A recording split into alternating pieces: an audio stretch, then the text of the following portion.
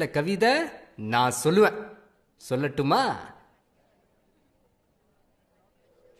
அம்மா.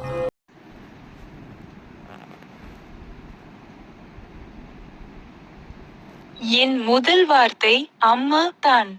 என் வாழ்வில் ஓர் ஒளி நீதான்.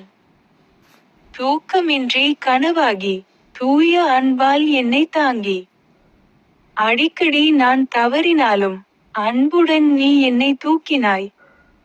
கண்ணீரை நீ சிரிப்பாக்கி, கனவுகள் எல்லாம் நனவாக்கி. உனது அருள் எனக்கோர் கூடு, உனது கைகள் சொர்க்கத்தின் தோடு.